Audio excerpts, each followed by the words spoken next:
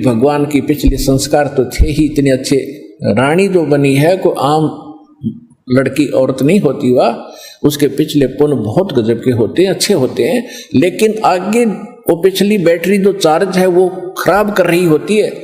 जब तक आगे चार्जर शास्त्र अनुकूल साधना का नहीं लगता है तो वो डिस्चार्ज एक दिन होनी है बैटरी तो जिस कारण से भी उसके अंदर तड़फ थी। तो मंदोदरी कहने लगी, है कर्मवती, तेरे अंदर तक गोबर भरा था सारा, और तू तो सारी बकवास सुनाया करती थी। और ये अच्छी बातें तेरे अंदर किसने फीड कर दी? मैंने उस आदमी का नाम बता। तेरे को तो सुधारना बड़ा मुश्किल था, और तू आज इतनी बड़ी आवाज बता भगवान के सत्र की। मैंने ये बता किसने भरा तेरे अंदर ये अच्छा माल? तब उसने बताया कि हमारे घर एक ऋषि आते हैं, उनका नाम मुनिंद्र जी है और बहुत अच्छी कथा सुनाते हैं। उनके मुख से सुन लेगी तो रानी आप तो गदगद हो जाओगी। तो मंदोदरी ने कहा कि अब के जब तेरे गुरुजी आवे तो मेरे पास बुला के लाना। परमात्मा ने जाना ही था। तो मंदोदरी रानी थी, रानी को एक नौकरानी का आदेश था, तो उसने सबसे पहले यही प्रार्थना रखी कि प्रभु हमारी राजा की रानी बहुत अच्छी है, मंदोदरी नाम है, और वह कह रही थी कि आपके गुरुजी को यहां बुला के लाना, मैं विचार सुनूंगी उनके। परमेश्वर ने कहा बेटा देखो आप नौकरानी और वो रानी, और मैं वहां जाऊं, इसका पति जो रावण है वो महाभिमानी, और बेटी वहां जाने से मुझे कुछ वो कह देगा, मैं तो कुछ नहीं कहूंगा, लेकिन भगवान दुखी हो जाएगा। एक नियम है, परमात्मा कहते हैं अपना विधान स्वयं बताते हैं कि कबीर कहे अपने साधकों के मेरा संत ना दुखाइयो कोए, और संत दुखाए मैं दुखी, मेरा आपा भी दुख होए। और फिर दूसरी बात है कि साधु संतों को बुलाया नहीं करते, उसको बोल देना, साधु संतों के पास खुद आया करते। कर्मवती को इतना ज्ञान सुन रखा था कि साधु को बाई ऑर्डर बुलाने से अगर वो आ भी गया और आशीर्वाद नहीं देगा, लाभ नहीं देगा, तो फायदा क्या होगा। तो मंदोदरी को जाकर के कर्मवती ने कहा कि महारानी हमारे गुरुजी आए हुए हैं, लेकिन ऐसा है कि संत को बुलाना नहीं चाहिए, उनसे आशीर्वाद प्राप्त करने के लिए स्वयं जाना चाहिए, इससे ज्यादा लाभ होता है। वो तो भगवान थी, कहने लगी ठीक है कर्मवती मैं तेरे साथ चलूंगी। वो रानी स्वयं आई, मालिक के दर्शन किए, ओए होए, कहते हैं साधु दर्शन राम का, और साहेब आवे याद, और लेखे में वाहे गड़ी, बाकी का समय बर्बाद। फिर कहते हैं साधु दर्शन राम का मुख पर बसे सुहाग, और दर्श उन्हीं को होते हैं जिनके पूर्ण भाग। मंदोदरी के पूर्ण भाग थे भगवान मिले, परमात्मा का ज्ञान सुना, कुछ कर्मवती से सुन रखा था मंदोदरी ने, और फिर भगवान के मुख से सुना तो जल्दी असर हो गया। दीक्षा की प्रार्थना की, मालिक ने दीक्षा दे दी, शिक्षित हुई। उसके बाद उसने कथा सुनानी शुरू की अपने पति से। स्वाभाविक होता है अगर पति को ज्ञान होता है तो सबसे पहले वो चाहता है मेरी पत्नी माने, इसका भी कल्याण हो। दुर्भाग्य है वो ना मानती, उसके कर्म उसके साथ है। फिर सोचता है मेरे बच्चे भी इस मार्ग को ग्रहण करें। ठीक है, मंदोदरी ने इसी उद्देश्य से रावण से कहा कि जी ऐसे ऐसे एक बड़े महापुरुष आते हैं और भगवान शंकर से भी ऊपर बहुत बड़ी शक्ति बताते हैं। साधु संत झूठ नहीं बोलते होते। पहले ये विश्वास किया जाता था कि संत जो शब्द बोल रहे हैं वो सच्ची है, और इसी आधार से जब श्री कृष्ण जी और अर्जुन एक वेश बदलकर गए थे राजा मोरध्वज के घर पे, जिस दिन अपने पुत्र ताम्रध्वज को राज तिलक दे रहे थे मोरध्वज जी, और उसमें एक यज्ञ किया जाता था, और यज्ञ में आने वाले साधु संतों की सभी मनोकामना पूर्ण करनी होती थी, तभी वो सफल मानी जाती थी। ये दोनों साधु संत रूप बनाकर और एक माया रूपी शेर बनाकर संग वो साथ ले गए। तो मोरध्वज और ताम्रध्वज और उसकी पत्नी थी वह मोरध्वज की, ताम्रध्वज की माँ, उन तीनों को पता चला तो नौकरों से कहा कि बुला के लाओ साधु संतों को, भोजन कर लेंगे। उन्होंने कहा कि नहीं, वो रानी और राजा स्वयं आए हमें यहाँ लिवाने के लिए, तब हम उसके घर पे कदम रखें। तो तीनों जने, पुत्र भी, रानी भी और राजा भी, उन साधु रूप में विराजमान श्री कृष्ण और अर्जुन और साथ में उनका शेर खड़ा, उनको लिवाने के लिए मोतियों के थाली भरकर लेकर गए। और तब वो वहां आए तो मोरध्वज ने कहा, महाराज भोजन प्रसाद पाओ। श्री कृष्ण रूप में, साधु रूप में श्री कृष्ण जी ने कहा कि पहले हमारे शेर को आहार कराओ, फिर हम बाद में आहार करेंगे।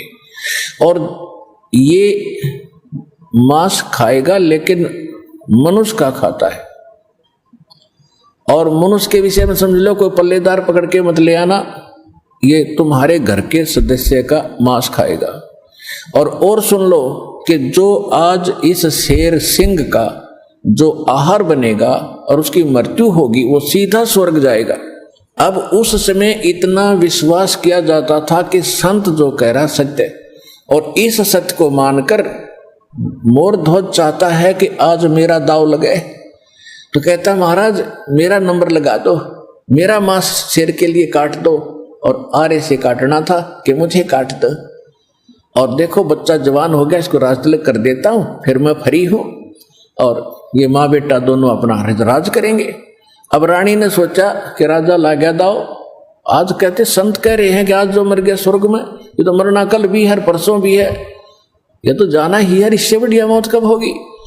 तो अब उन्होंने आपस में एक ये कहते हैं लालच करे तो ऐसा करे। रानी ने कहा, देखो जी व्यवहार की बात है, मैं पति भरता पत्नी हूं, और मेरे से पहले मेरा पति की मृत्यु होगी तो मेरा कोई जीवन नहीं है, मेरा काम पूरा हुआ, इनको संतान की आवश्यकता थी, संतान इनको दे दी, ये बच्चा जवान हो गया, इसका विवाह करो, खाना बनाने वाले इनके पास नौकर हैं, और लड़का अभी बालक है, आपकी गाइडेंस की इसको जरूरत है राजकाज में, और मेरा काम पूरा हुआ, मेरा नंबर लाओ जी। अब उनको पक्का पता था कि जो साधु करे सच्ची है, तो उस समय इतना विश्वास था। फिर ताम्रध्वज ने खुद कहा कि नहीं जी, मैंने आपकी सेवा क्या की आज तक, तो आपने पाला ही पोसा हूं, मेरे ऊपर आपका भार बना हुआ, आपके स्थान पर मैं अपना मांस दूंगा, शेर को अपनी जान दूंगा। तो कहने का भाव ये है कि पुण्यात्माओं, साधु संतों के वचनों पर विश्वास किया जाता था। इसी आधार से परमात्मा ने जो मंदोदरी को कहा था कि तुम्हारे शंकर से ऊपर एक और परम शक्ति है, ये तो नाशवान है, इनके द्वारा दिया गया जो सुख है अक्षीणिक है, ये आपके प्रारब्ध के कर्म को नहीं काट सकते। मंदोदरी ने सारी सच्ची मानी क्योंकि साधु कह रहे थे, दूसरी बात नहीं, फिर बातें खत्म होगी। ये तो बात कोई बताने वाला मिलता ही नहीं था उस समय, तो ये सारे नकली थे, उनकी बातों को हम ऐसे ही दृढ़ता से मानते रहे। अब मंदोदरी ने फिर वो लंकापति रावण को सुनाना चाहा। रावण के अंदर तक गोबर भरा था, अहंकार शक्ति का, शंकर भगवान की पूजा करके सिद्धियां प्राप्त कर रखी थी, और मांस खावा शराब पीवा उसका यह अच्छी बात कैसे स्वभाव है। तो वो कहने लगा कि ए मूर्ख, तो शंकर भगवान से ऊपर मानती है, देख मेरे क्या ठाठ करा के है, 1 लाख मेरे पुत्र हैं, 1.25 लाख मेरे नाती हैं, और देख सोने की लंका बना रखी है, अरे क्या देगा तुझे वो भिखारी। मंदोदरी ने बहुत कोशिश की पर बुद्धि भ्रष्ट के बाद पल्ला पड़ी नहीं। फिर मंदोदरी ने कहना ही बंद कर दिया। उसके बाद फिर क्या होता है कि उसने सोचा चल और कोई मेरी चर्चा सुनने वाला नहीं, ये ऐसा ज्ञान है इंसान दूसरे को सुनाए बिना रह नहीं सकता। तो उसने अपने देवर रावण के छोटे भाई विभीषण से समझाया ये ज्ञान, और विभीषण ने ये ज्ञान स्वीकारा, और विभीषण ने भी परमात्मा से दीक्षा ली और वो भक्ति की। अब हम आते हैं उस बात पर कि जिस समय सीता जी का अपहरण हो गया और उसकी खोज हो रही थी, कोई पूर्व में ढूंढ रहा था, कोई पश्चिम में खोज रहा था, कोई उत्तर कोई दक्षिण में। जैसे किसी की गाय गुम हो जाए, कोई इधर घूम रहा है, कोई इधर ढूंढ रहा है, कोई ऐसे हो रहा, ऐसी दशा थी।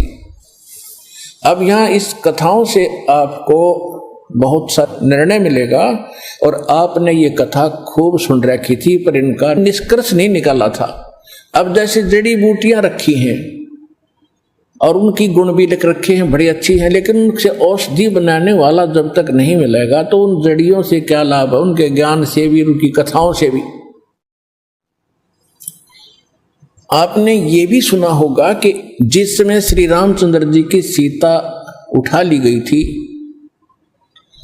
और वो पेड़ पौधों से भी लिपट लिपट कर पूछ रहे थे, डकरा रहे थे, रो रहे थे, पशुओं से भी गले से मिलकर पूछ रहे थे, आपने मेरी सीता देखी। आकाश से कहते हैं भगवान शंकर और पार्वती ऊपर से देख रहे थे कि नीचे कौन रो रहा है।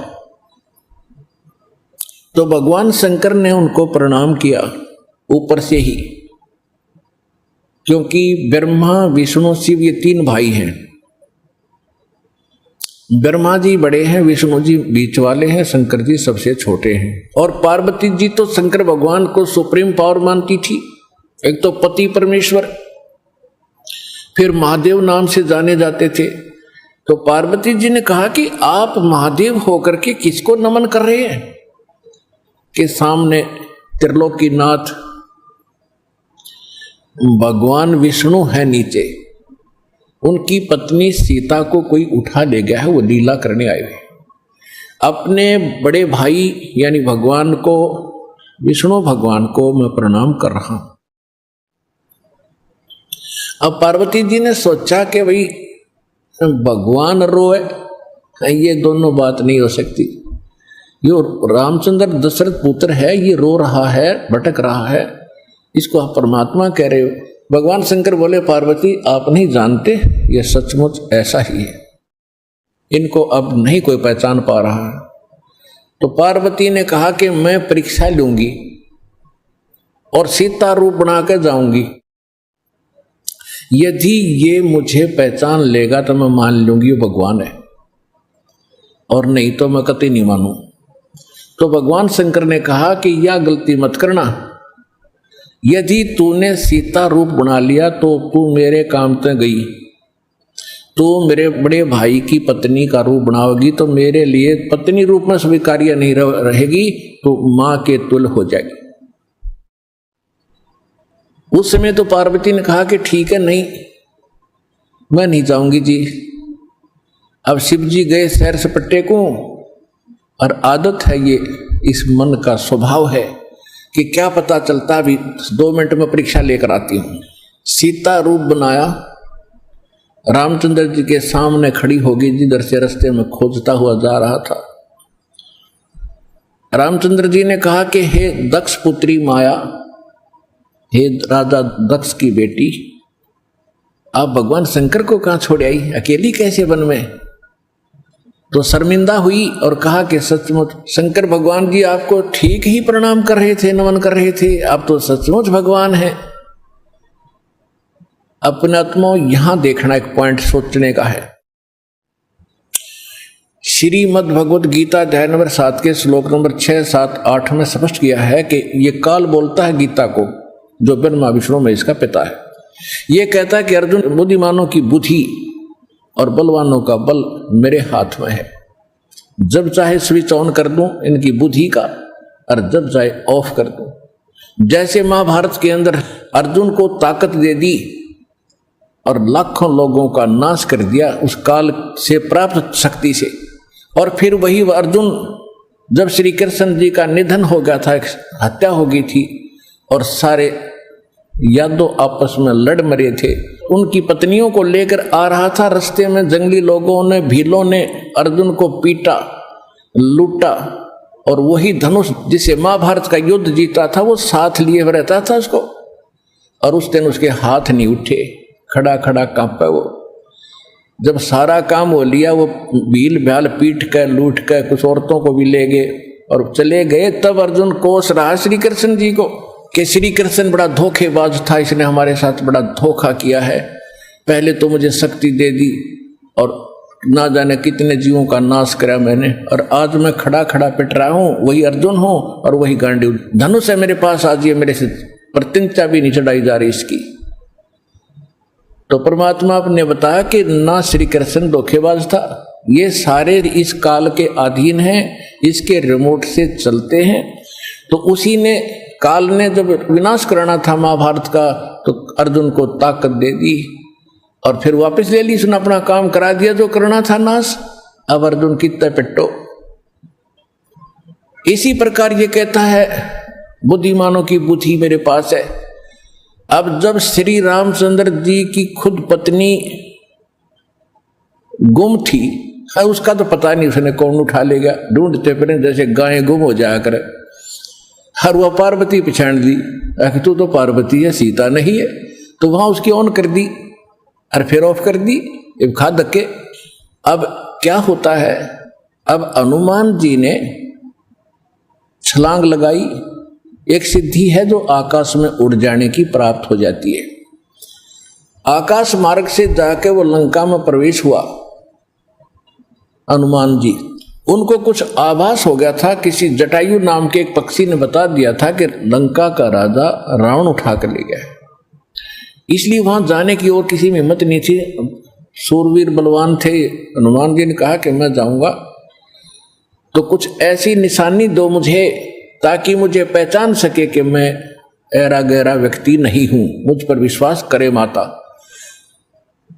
तो कहते हैं रामचंद्र जी ने अपनी छाप दे दी, अंगूठी निकाल के उस पर नाम लिखा था उनका, और उसको सीता खूब पहचानती थी। उधर से सीता को घना दुखी कर ही रखा था, सता रखा था रावण ने, एक नौलखे बाग में छोड़ रखा था और उससे रोजाना यातना दिलाता था और अपनी पत्नी बनने की स्वीकृति वो उससे करवाना चाहता था, वो उसने स्वीकार नहीं की। और रावण को एक श्राप लगा हुआ था कि तू कभी किसी औरत के साथ बलात् नहीं कर सकेगा, स्वेच्छा से कोई संपर्क हो तो वो अलग बात है, लेकिन तू किसी का ऐसे जबरदस्ती नहीं कर पाएगा, नहीं तो गल जाएगा। तो इस डर से वो जबरदस्ती नहीं कर पा रहा था और उधर से उसको पीड़ित कर रहा था कि स्वयं यश कर दे, लेकिन वो सीता ने नहीं किया था। एक वृक्ष के नीचे बैठी थी और अपने कर्मों को कोस रही थी। छोटा सा रूप बनाकर एक बंदर का हनुमान जी उसी वृक्ष के ऊपर बैठ गए थे। यातना देने के लिए औरतें आई थी तो भी उसने देखा था। जब वो चली गई उसके बाद फिर हनुमान जी ने ऊपर से वह अंगूठी डाल दी। वो तो राजदूत बनकर गए थे।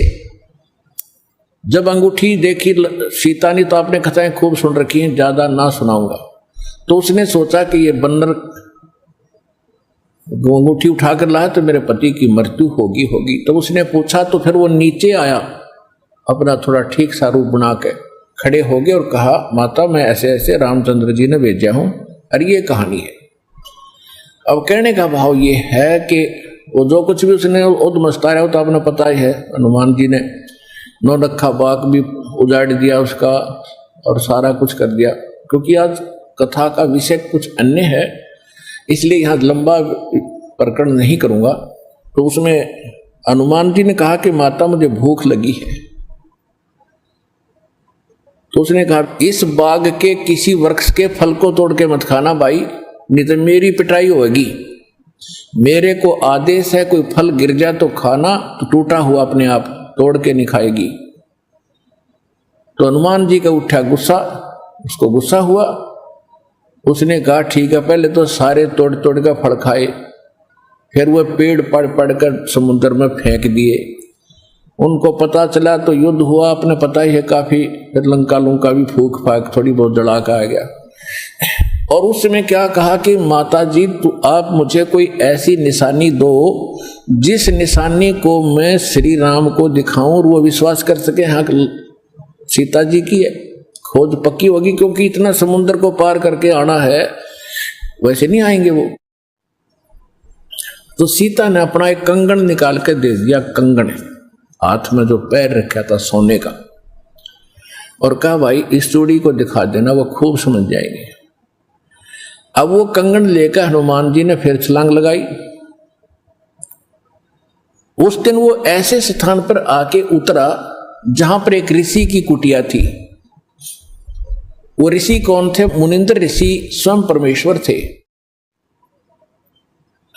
वहां सुंदर बाग लगा हुआ था, कुछ क्षेत्र में एक सुंदर सरोवर भरा था जल का। तो सुबह सुबह का समय था। हनुमान जी ने सोचा कि बहुत मनोरम स्थान है और यहां कुछ स्नान करूंगा, सामने बाग सुंदर फलों से लदपद है, आहार करूंगा और फिर ऋषि जी भी साथ में है, इनके दर्शन करूंगा, पहले स्नान कर लेता हूं।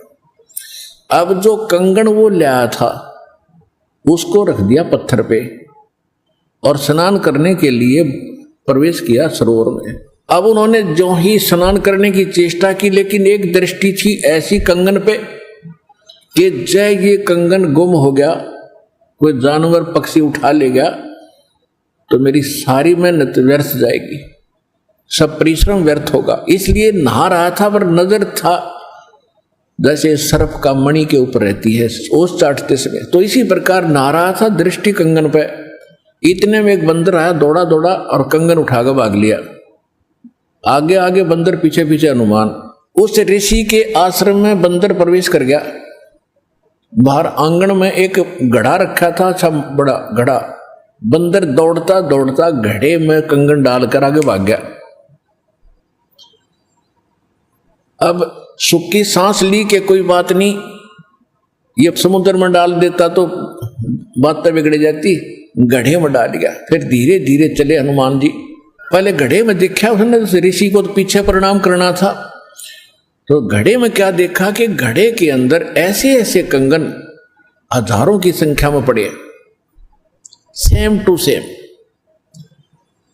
अब उसने सोचा भाई मैंने तो इतनी पहचान नहीं, कोई कंगन कौन सा है। और श्री रामचंद्र जी तो सारा जानते हैं, उनके कंगन के ऊपर सारी निशानियों को पहचानेंगे, और मैं कोई गलती से दूसरा उठा ले गया तो वो मानेंगे नहीं।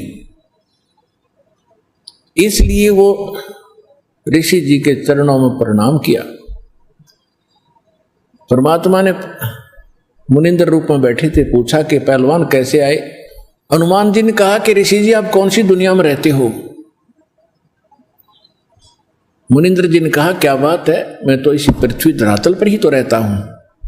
क्या आपको नहीं पता आज श्री राम के ऊपर कैसी आपत्ति आई है, ऐसे ऐसे उसकी पत्नी गुम हो गई थी, वो माता की खोज करके मैं आया हूं।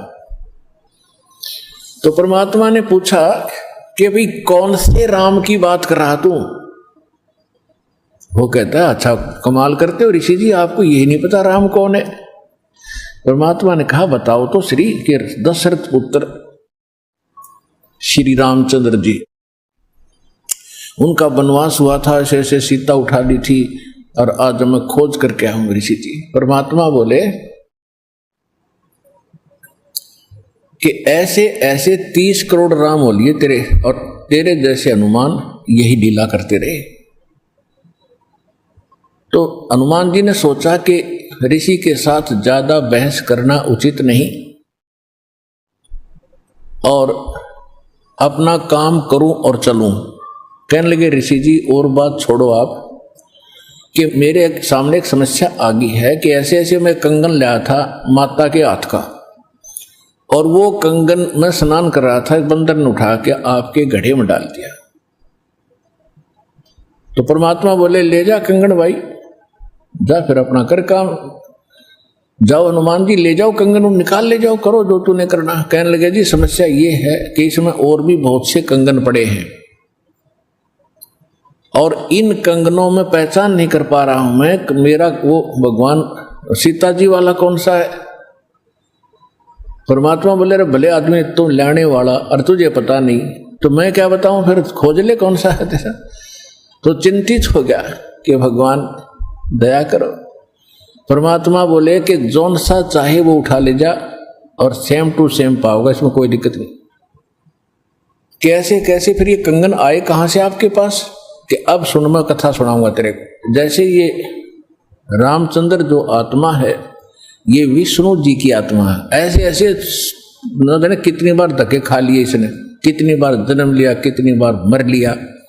तो प्रत्येक त्रेता युग में ये ऐसा ही होता है, और मैं यहीं बैठा हूं जब का, मेरी तो बहुत युगों की आयु है, मैं यहां बैठा हूं। पहले इन बातों पर किसी को अविश्वास नहीं होता था। तो हनुमान जी से बताया कि तेरे जैसी आत्मा हनुमान ना जाने कितने बन करा लिए और कितने ये ऐसे कंगन ले लेकर आए हैं। इसी प्रकार वो बंदर उठा के इसमें डालता रहा है।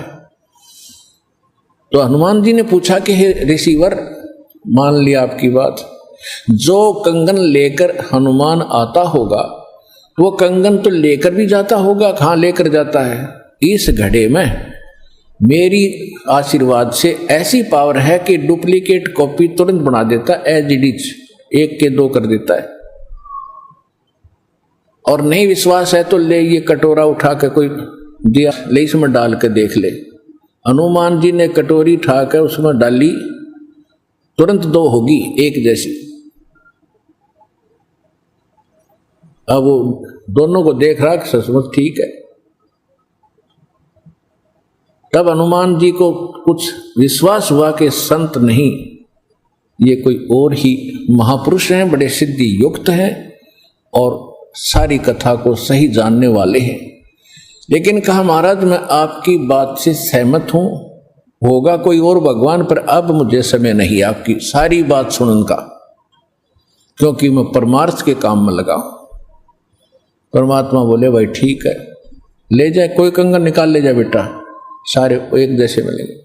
वो उठा कर ले गए कंगन को। लेकिन हनुमान जी को फिर भी विश्वास नहीं हो रहा था।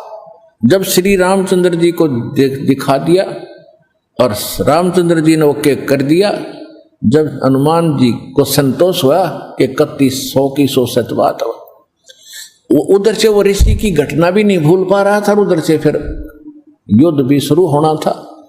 कहने का भाव ये है, बात फाइनल होगी कि सीता वहां है, सारे लक्षण बता दिए,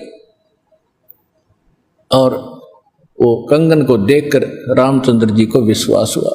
अब समस्या आई कि उसके ऊपर पुल बनाएंगे समुद्र पर। वो कथा आपको सुना दी कि 3 दिन तक स्वयं रामचंद्र जी घुटनों पानी में खड़ा होकर के याचना करता रहा। तीसरे दिन जब उसने कहा लक्ष्मण से कि मेरा अग्नि बांध दे, ये लातों के भूत बातों से नहीं मानते, इसको फूंकता हूं। 3 दिन हाथ जोड़ता रहा कि हे सागर राज मुझे रास्ता दे दो, ये मान नहीं रहा। तब विपर रूप धारण करके समुद्र आया।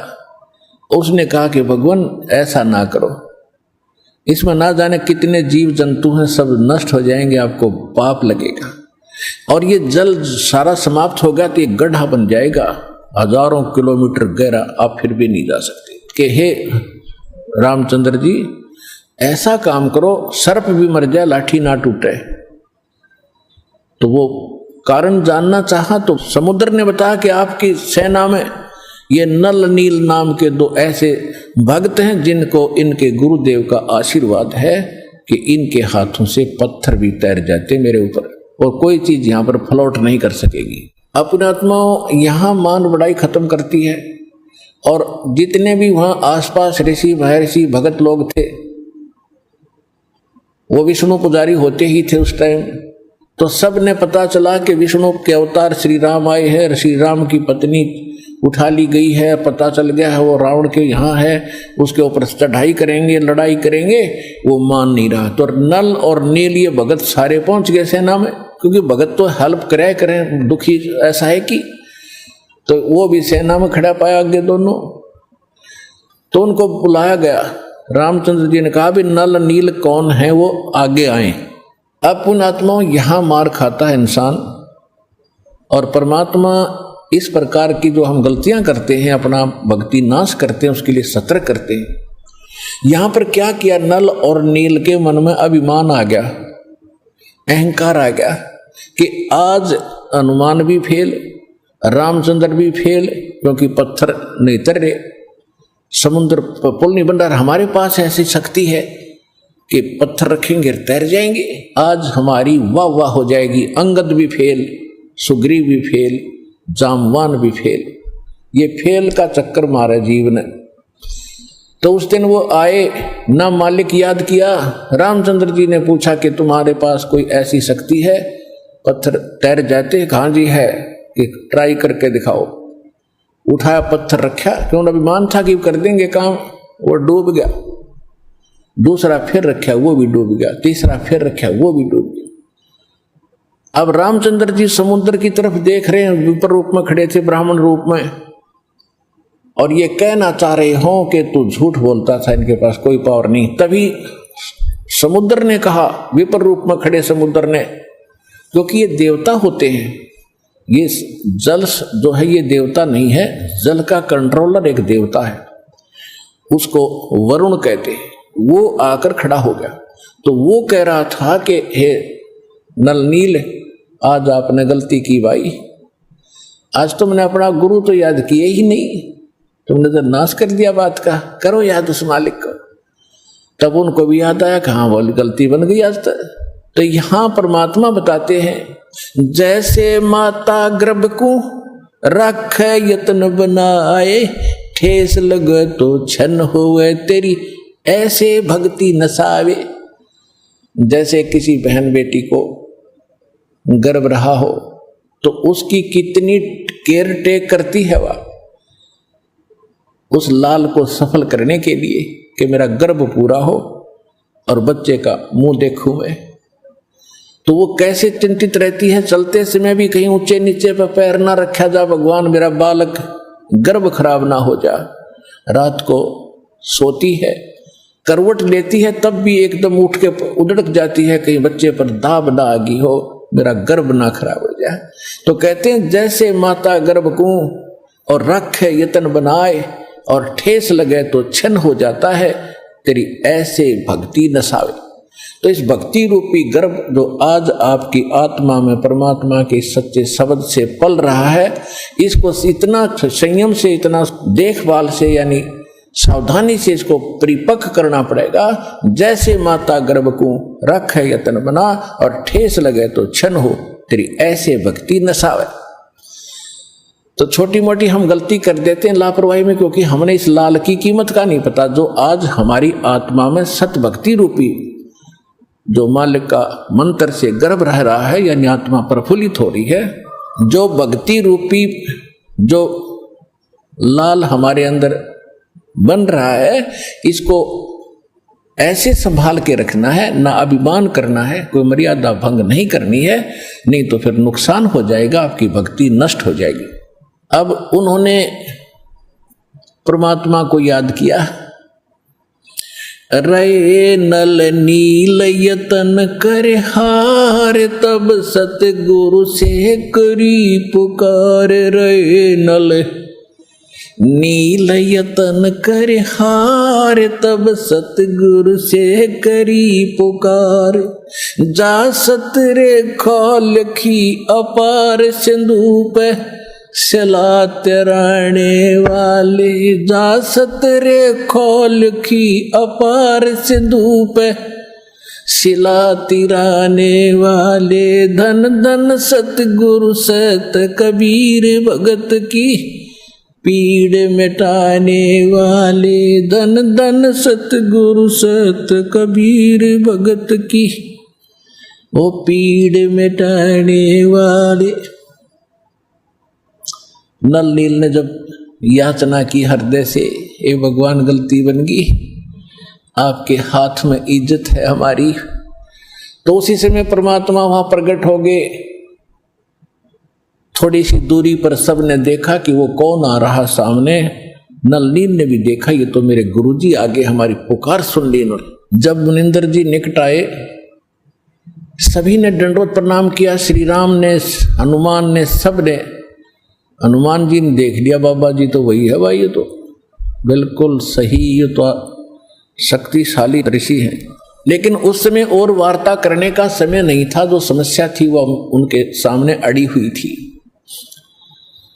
तब श्री रामचंद्र जी ने मुनिंद्र ऋषि से अर्ज की थी, भगवान आज हमारे सामने ये समस्या आई है, अभिमानी रावण हमारी याचना नहीं मान रहा है। हमने उसे खूब दूत भेजकर, अंगद को, हनुमान जी को, सबको भेजकर उससे प्रार्थना कर ली है इसको लौटा दे मेरी पत्नी को, वो माना नहीं। अब नहीं माना तो हमने युद्ध करना पड़ेगा और उसके लिए रास्ता चाहिए समुद्र पर। समुद्र रास्ता दे नहीं रहा। इसने विधि बताई कि आपके शिष्यों के पास यह शक्ति थी, मेरा दुर्भाग्य कि आज इनके हाथों में भी शक्ति नहीं रही। तो परमेश्वर ने कहा कि आज के बाद इनके हाथों में यह शक्ति रहेगी भी नहीं। इन्होंने बहुत बड़ी गलती की है, जो मैं रोज बताता हूं कि अभिमान से भगवान कोसों दूर है। और इतने दिन के बाद इतना दुख था इनके ऊपर, इन्होंने फिर बकवास कर दी। अब इनके पास यह शक्ति नहीं रही। तो श्री रामचंद्र जी ने कहा कि हे ऋषिवर, मेरी समस्या का समाधान करो। जब आप अपने बच्चों को, अपने शिष्यों को आशीर्वाद दे सकते हो शिला चढ़ाने का, तो आप खुद भी कृपा बख्श सकते हो, मेरे लिए लंका में जाने का रास्ता बना दो। तब परमेश्वर ने कहा ठीक है भाई, मेरा वचन है तेरे बाप तय। परमेश्वर ने कहा था कि तेरे बाप से मेरा वचन है कि तेरा पुल बनवाऊंगा। अब ये रामचंद्र जी का समझ में नहीं आई कि मेरे बाप से और क्या वचन है, इनका क्या वायदा है। परमात्मा ने अपनी प्यारी आत्मा धर्मदास जी को बताया था कि जब मैं प्रथम सतयुग में सतलोक से यहाँ आ रहा था तो बीच में इस काल की एक तपस्या है, वहां पर जीव दुखी किए जा रहे थे और मैं जोग जीत रूप में अपने पुत्र के रूप में वेशभूषा में था। तो इसने पहले मेरे साथ कुछ बकवास करी थी, ज्योति निरंजन ने इसकी पार नहीं बसाई थी, तो मेरे चरणों में गिर गया था। और इसने मेरे से वचनबद्ध करवा कर कुछ प्रार्थना की थी कि कुछ और सुविधा मुझे देना। उनमें से एक तो ये थी कि मेरा पुत्र विष्णु श्री राम रूप में जाएगा, और ऐसे उसके प्रारब्ध में लिखा है कि उसकी पत्नी को रावण उठाएगा, समुद्र पर पुल नहीं बनेगा, आपके बगैर वहां कोई कृपा नहीं कर सकेगा, उसकी हेल्प नहीं कर सकेगा। तो परमात्मा ने स्वीकार किया था कि मैं ये काम भी करूंगा। फिर दूसरा वर्ग क्या था कि वो फिर समुद्र के ऊपर उसने जो तीर त्यार दिखा के जबरदस्ती धमका के रास्ता लेना चाहा था, इसका प्रतिशोध समुद्र लेगा। वो क्या करेगा कि जब ये श्री कृष्ण रूप में जाएगा और फिर ये क्या करेगा, बाद में मृत्यु के उपरांत एक राजा को दर्शन दे करके जगन्नाथ का मंदिर बनवाना चाहेगा अपनी महिमा बनाए रखने के लिए। तो उस पुरी के स्थान पर जो जगन्नाथ मंदिर बनवाओगा उसको समुद्र इस प्रतिशोध में नहीं बनने देगा कि इसने मेरी बेइज्जती की थी तीर दिखा के राम रूप में, इसका प्रतिशोध लेगा। वो मंदिर न बनने नहीं देगा, बार बार तोड़ेगा। आप उसका मंदिर बनवाना, क्योंकि बच्चे हट कर लेते हैं तो वो मानते नहीं है, तो इसलिए वो कह रहा था जी आप दया करिए, मानेगा नहीं। तो परमेश्वर ने कहा था तथास्तु। और भी कई चीजें कही थी कि दूसरा ये मांगा था कि 3 युगों में जीव थोड़े पार करना, क्योंकि परमात्मा ने कहा था कि मैं कलयुग या तेरे नीचे के लोकों में जाऊंगा और तूने सबको मिसगाइड कर रखा है, सच्चा भगवान सच्चा ज्ञान छुपा रखा है। मैं सच्चाई बताऊंगा और सबको ज्ञान दूंगा, ऐसी भक्ति और नाम दूंगा, सभी तेरे लोक से पार होकर सतलोक जाएंगे।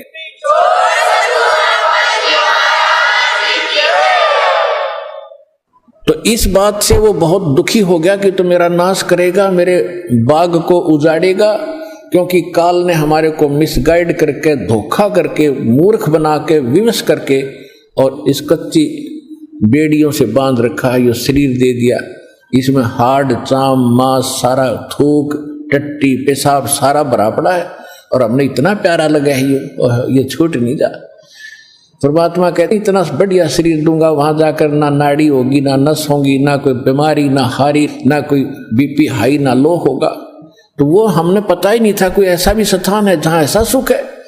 तो परमात्मा ने कहा था तेने क्या हाल कर रखा उन बच्चों का सारा, कोई गधा बना दिया कोई कुत्ता बना दिया, और जो मनुष्य वो कौन से सुखी हैं, उनको ऐसा ज्ञान दूंगा और ऐसा मंत्र दूंगा वो यहां भी सुखी होंगे, मेरे साथ सतलोक जाएंगे। तो इस बात से वो दुखी हो गया था काल, ये तो नाश करेगा मेरे बाग न उजाड़ेगा। भगवान का पता लग गया, सच्चे स्थान का पता लग गया तो यहाँ कौन रहेगा।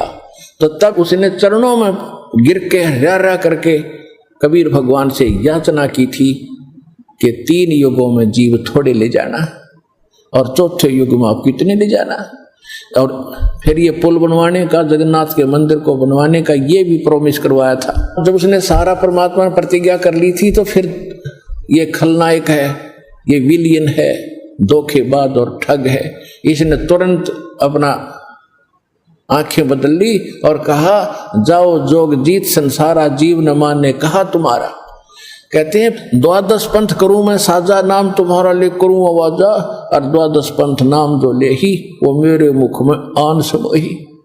और पहले अंश हमारे जाई और पीछे अंश तुम्हारे आई, और जाइयो जोग जीत संसारा। परमात्मा ने कहा था कि फिर मैं त्रेता युग में जाऊंगा, ठीक है भाई, चौथे युग में जाऊंगा कलयुग में, और फिर पार कर लूंगा। तने गलती तो मेरे से करवा ही ली।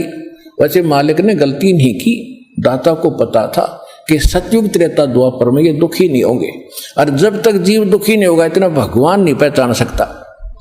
इसलिए दाता ने जानबूझकर उसको यश कर दी थी, और वो बन गया था सियाना, अपने आप में इंटेलिजेंट बन रहा था कि मैंने रोल मार ली भगवान की, है मैंने इनकी अकल मार ली, मालिक ने अकल मारी उसकी। अब वो क्या कह रहा था कि देख लेना कलयुग जब आएगा, पहले मैं अपने दूत भेज कर ऐसा गलत प्रचार करवा दूंगा, ब्रह्मा विष्णु महेश तक सीमित कर दूंगा, कोई पत्थर कोई पानी कोई मंदिर कोई मस्जिद गुरुद्वारों में बांध दूंगा, और पहले अंश हमारे जाई पीछे अंश तुम्हारा आई, जाओ जोग जीत संसारा, जीवन मन फिर कहा तुम्हारा। कि पहले मेरे दूत जाएंगे और सारा उल्टा ज्ञान, उल्टा भगवान, उल्टा विधान सबको बता देंगे, गलत मंत्रों से रटा देंगे। ये राधा स्वामी पंथ, धन धन सतगुरु पंथ, निरंकारी पंथ, ये रासाराम जैसे ये सारे नकली पंथ काल के चलाए। तो परमात्मा को पता था कि इसने कर लेंगे सारे जुगाड़ अपने, और जब मेरा दास जाएगा ऐसे समय में जब इनके परिपक्व हो चुके होंगे सारे पंथ, इन्हें जो कहना सुनना होगा वो सब कह चुके होंगे, जो ज्ञान देना होगा वो दे चुके होंगे, जो नाम देना होगा वो नाम दे चुके होंगे। और जब मेरा दास जाएगा वो प्रमाणित करके दिखाएगा कि सच्चाई ये है, झूठ ये है, तो 2 मिनट में मेरे बच्चे मुझे पहचानेंगे और मेरे पास आ जाएंगे।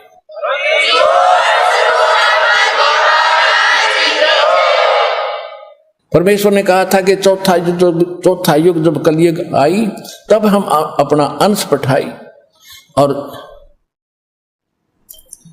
घर घर देखो बोध विचारा, और सत्य नाम सब ठोर उचारा। तो इस प्रकार परमात्मा ने जो बताया था कि चौथा युग जब आएगा और कलयुग बीतते 5500 पाचा, जब ये वचन मेरा होगा साचा। कलयुग बीत जावे जब एता, सकल सृष्टि सभी प्राणी परम पुरुष पद चेता। कि जब वो कलयुग 5500 वर्ष बीत जाएंगे तब ये मेरी बात सच्ची होगी कि घर घर में सतनाम का जाप होगा, घर घर में मेरे ज्ञान की चर्चा होगी। लेकिन ये उस समय सच्चा होगा जब कलयुग 5505 बीत जाएगा, और उस समय सभी को पता होगा कि एक परम पद है। कौन सा? गीता अध्याय नंबर 18 के श्लोक नंबर 62 में, जिसके विषय में कहा कि अर्जुन तू सर्वभाव से परमेश्वर की शरण में जा, उसकी कृपा से ही तू परम शांति को और सनातन परम धाम को, शाश्वत स्थान को प्राप्त होगा। गीता अध्याय नंबर 15 के श्लोक नंबर 4 में कहा कि तत्वदर्शी संत की प्राप्ति के उपरांत उस तत्व ज्ञान से इस अज्ञान को काटकर उसके पश्चात परमेश्वर के उस परम पद की खोज करनी चाहिए, जहां जाने के बाद साधक कभी लौटकर संसार में नहीं आते। और जिसने ब्रह्मांडों की रचना की उस परमेश्वर की उस परम पद की, यानी अमर लोक की, शाश्वत स्थान की खोज करनी चाहिए। तो यहां परमात्मा कह रहे हैं कि चौथा युग जब कलयुग आई तब हम अपना अंश पठाई, और घर घर देखो बोध विचारा, घर घर में तत्व ज्ञान का चर्चा चला करेगी, और सतनाम सब ठोर उचारा। सतनाम का सबको दिया जाएगा। आज तक सतनाम की छींट भी ना लगी थी, ना राधा स्वामी वालों को, ना धन धन सतगुरु वालों को। सतनाम का जो बहुत गुणा गीत गाते हैं, और कख नहीं पता इनको। ऐसे ही सिख समाज को सतनाम का कोई पता नहीं था। नानक साहिब जी सतनाम का जाप क्या करते थे, 2 अक्षर का जाप था। लेकिन इन महापुरुषों को परमात्मा ने सख्त हिदायत दे दी थी कि अभी डिस्क्लोज ना करना, नहीं तो काल के दूतों का दाव लग जाएगा और ये सब बच्चे मुझे पहचान नहीं पाएंगे। तो महापुरुष थे, उन्होंने जो कह दिया सो फाइनल। वो तो भगवान से मिलकर आए थे, भगवान की एक एक बात को उन्होंने स्वीकारा और उसी तरह आचरण किया।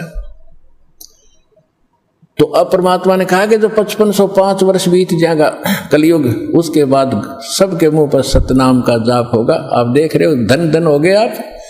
इस सतनाम का किसी को पता भी नहीं था, आप सतनाम का जाप कर रहे हैं 8-8 10-10 वर्ष के। तो सौभाग्य तुम्हारा, भगवान के विशेष कृपा पात्र बच्चे हो आप, जो सतलोक आश्रम बरवाला जिला हिसार हरियाणा में पहुंच रहे हो और दीक्षा प्राप्त कर रहे हो।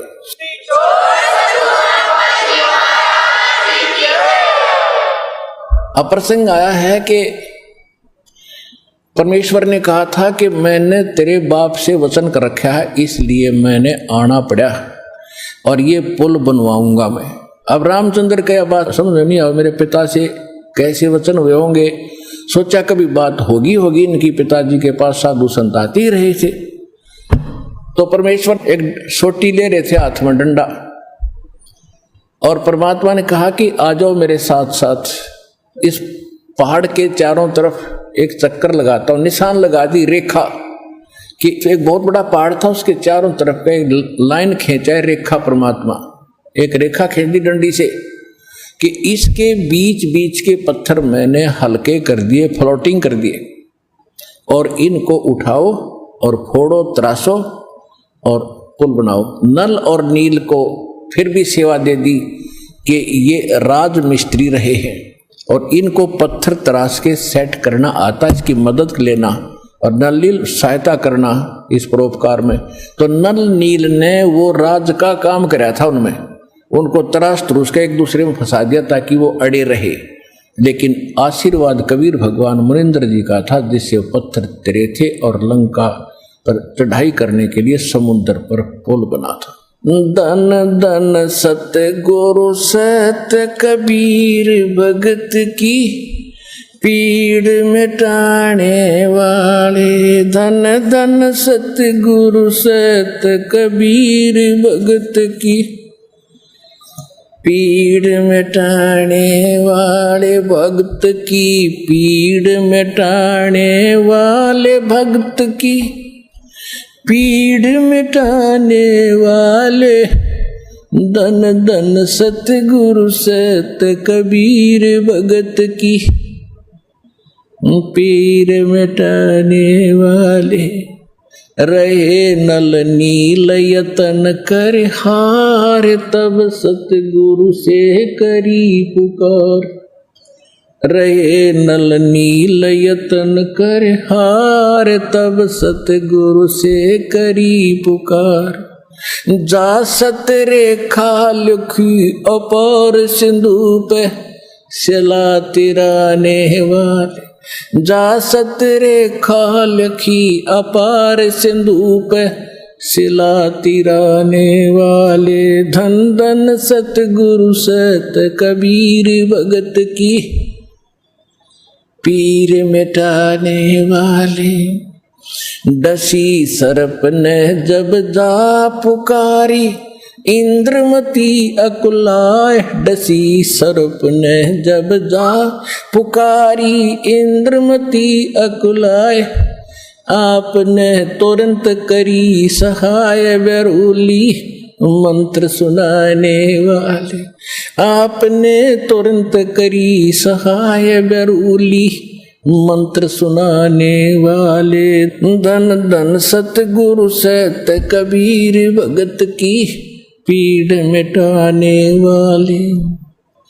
दामोदर सेठ के होते अकाज, अर्ज करी डूबता देख जहाज। दामोदर सेठ के होते अकाज, अर्ज करी डूबता देख जहाज। लाज मेरी रखियो गरीब नवाज, सिंधु से पार लंघाने वाले। लाज मेरी रखियो गरीब नवाज, समुद्र से पार लंघाने वाले। धन धन सतगुरु सत्य कबीर भगत की पीड़ मिटाने वाले। कह कर जोड़ दीन धर्मदास,